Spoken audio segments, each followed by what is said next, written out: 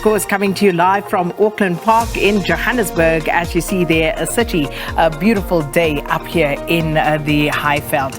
But of course, right now we turn our attention to something perhaps not as pleasant It's better at the moment, but it has been worse. If you're wondering why load shedding has got better and we seem to be progressing better than expected this winter, that's what we're going to be talking about now.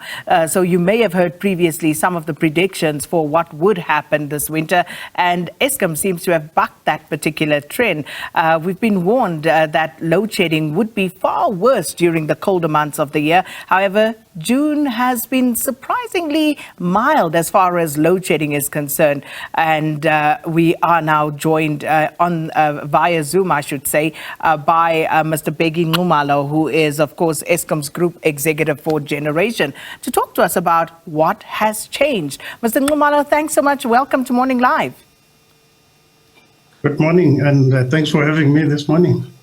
So let's just dive straight in. Despite various warnings from energy analysts, politicians, and whoever, felt that they had a handle on this, we were told that this is going to be a winter of great discontent. But Eskom itself also was part of that, saying that we are likely to see increased levels of load shedding.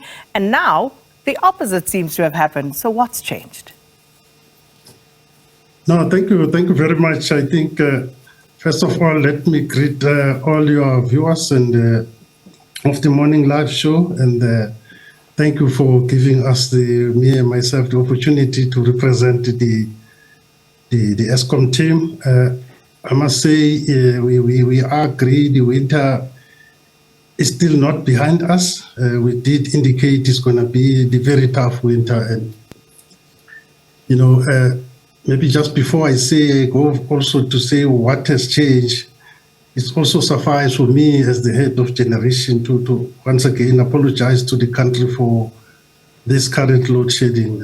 We are quite grateful with the progress that we have made, given this extremely difficult winter. You will recall that we did indicate when we did our winter outlook that we still got the 3 Kusile units that is off and Quebec.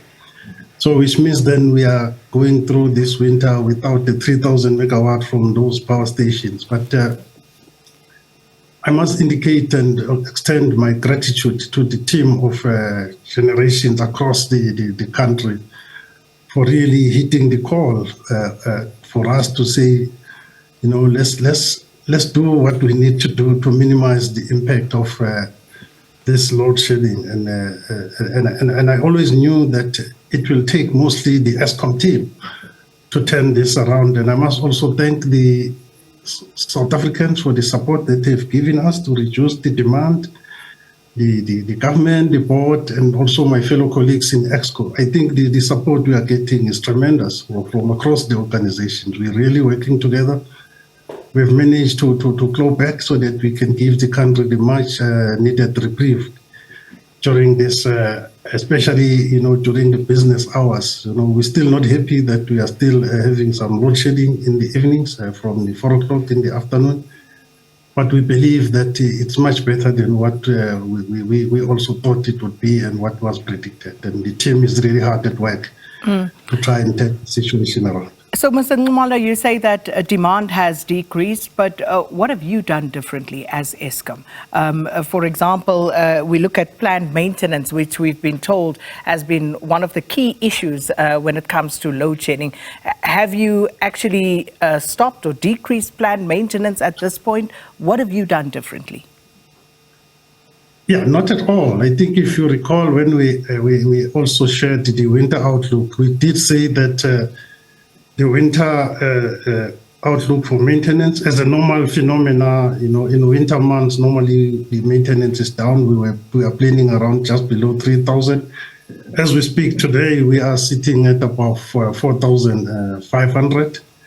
So we have not scaled down on maintenance as well. So I think there is an improvement in our availability. If you recall, in April, availability was at 53%. We are sitting at 60%. That is the 7% increase. So And then you will also note that some month between April and beginning May, we would go to as high as 19,000 megawatt losses. So as we sit here today, we are sitting at 14.5. So as a team, we have managed to claw back almost over 4,000, 5,000 to 5,000 megawatts. So bringing all those units that we said we were going to bring back when we had the winter outlook statement.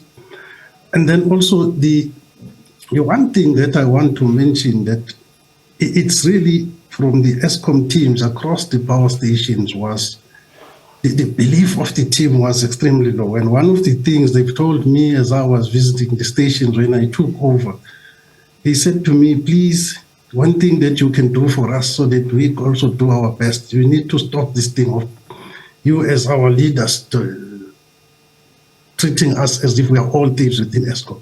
And I agree with that we've got a lot of honest, hard-working teams across the stations that they've really, and I promised them that I will never do that. But those, if we find those that are on the wrong side, we'll deal with them accordingly. But I know that most of our employees are really honest people doing their work. And I've also met with our organized labor leadership. They've given their 100% support as well, to say we're all pained by what is happening. Let's work together. And that's what we are doing. And we're still not out of the wood as yet, but we will continue. I think we are happy with the momentum that we have built so far. And we're really looking forward to minimize such that when the units at Kusile come back, we are having much needed buffer to take this country out of this difficult period. So, some curious statements over the past few weeks, and, you speak now, Mr. Nxumalo, about what the workers on the shop floor are telling you. Paul Makwana, the chairperson of Eskom, has also been recorded as saying that a change in the group's management structure has also helped to improve generation. So what does that mean? Because scrapping the COO role helped Eskom's performance, is what the chairperson said, and now you are actually also adding to what was said there. What does that actually mean? What was wrong with the previous management that they couldn't bring these results out of the workforce at Eskom? No, I wouldn't say there was something that was wrong, but one of the things I did when I came back as well now, I think the good thing is that I understand generation. I grew up in generation, so I understand the people when they speak, and then I know also when they are taking chances that we can have a difficult conversation. So what I did as well, I made sure that we take some of the key experienced former power station managers who were managing the clusters, and I put them back into key positions, and also the difficult power stations. The power station. I'm sure you've heard a lot of stories about, for example, Tutuga Power Station.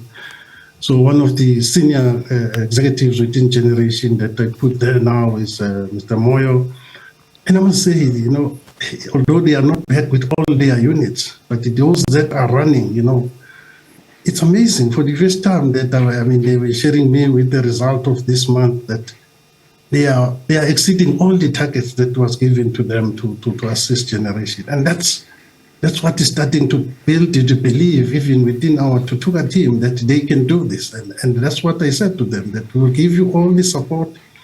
It's amazing. One of their unit was doing above 80% availability, and that's something that they've never had. But it's again, you will know that the belief was very low in that team. So that's my question, Mr. Nxumalo. So yeah. What could the previous management not do that you are doing? What are you saying that they couldn't say? Are you telling me those people on the ground floor could possibly, pull the wool over the management's eyes previously, which they can't do now? Is that what you say? No, not necessarily, but I think also if you would recall some of the pronunciation, like calling people thieves, the coming there to steal, those things hurt people dearly, and that's what they've told me, that we're not thieves here, please, so that we can do our work. And I know that Because when I visit these stations as well, you know, I see a lot of people who've been there for years. So, Mr. Nxumalo, and please bear with me. I apologize that I interject, but it's just in the interest of time. We are fast running out of time. But so that means then that the previous management did not have the trust of the workforce at Eskom. Is that what it means? Look, I wouldn't say they did not have the trust, but maybe at some point we might have not given the employees the benefit of the doubt to say, although there are some of the people that were doing the wrong things, but it's not all the employees. We needed to assure the employees that, you know, one thing I said to them, that if they make mistakes, I will support them. But one thing I will not accept is negligence, you know, and then our environment is really extremely procedurized, how you run the power stations. You don't have too much discretion, because if you do that, you start damaging the plant and injuring the people. So if they do the right things and they make mistakes, I will support them against whatever is coming. So that's assurance I gave them. And then now the people are having confidence as well to try things. And because if you don't do anything, you can't make mistakes. But the people are really giving their best, and I'm quite happy with the response. Even within ourselves as generation leadership now, we have agreed to say, let's cut out the excuses. We're not going to blame anyone. We're not going to blame the previous executives here. You will never hear me blaming anyone. That's why I don't want to venture to fair enough. Saying, I'm here, I have the job, I have accepted. We're going to read into it what we will, though, Mr. Nxumalo. But just a quick one, finally. You've also received additional 1,000 megawatts of gas-fired energy from Mozambique. We saw that interaction with Minister Kgosientsho Ramokgopa and his Mozambican counterpart earlier in the week to alleviate this energy crisis.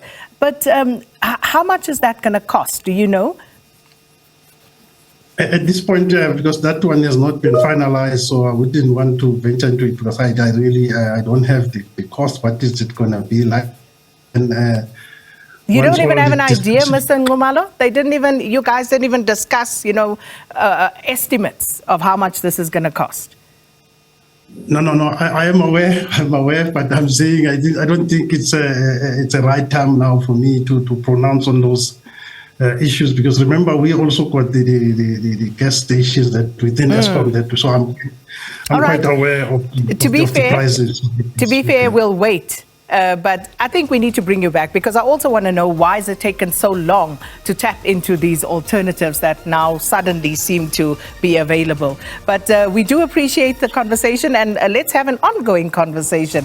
Mr. Bheki Nxumalo, Eskom's Group Executive for Generation, explaining why load shedding got better and not worse as was expected.